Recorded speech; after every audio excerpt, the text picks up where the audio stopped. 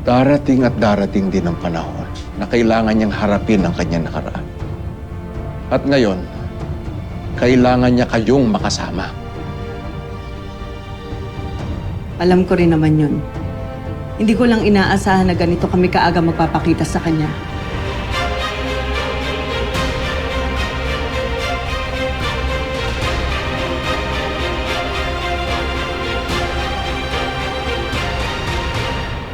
Malaking bagay pa rin ang ginagawa ninyo para kay Lolo. Dahil sa inyo, wala tayong iniiwang bakas na mga laban niya. Sir, tapos na ang misyon. Ako nang bahala sa ebidensya. May nautusan na rin ako mga tao na magbubura ng CCTV. Maraming salamat, Lolo.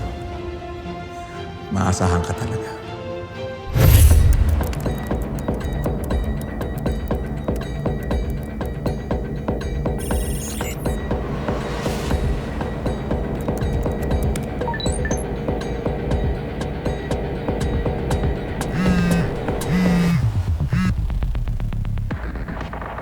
Boss. Martin, ikaw na ang bahala sa mga CCTV. Walang ebidensya ang dapat matira. Kopya, boss. Akong bahala.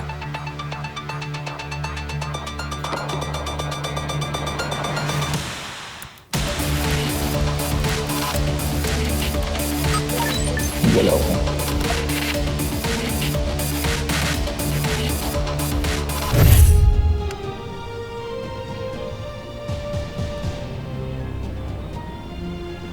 Ano? Maaasahan ko ba kayo?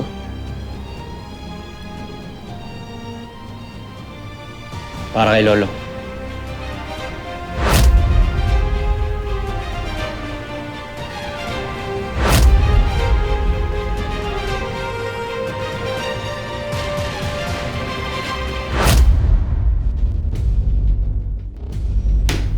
Ano ka ba, Mami? Bakit mo ginawa yun? Nakita ko sinadya ninyo. Apologize to them. Sinisigawan mo ko, ha? Nang dahil sa babaeng yon? At dahil sa batang yon, ha? Why do you hate them so much? Sabihin nyo, wala naman silang ginawang masama sa inyo, ha? Because they are a memory of the people I despise to my very core. Yung batang yon, halimaw siya! Yung batang yon, mahal ko! Anak ko siya! Mahal ko silang dalawa ni Elsie! And if you can't respect that, aalis kami. Talaga ba? Saan kayo titira, ha? Nakaasa lang naman kayo sa akin at kay Julio. Yan talaga ang tingin mo, ha?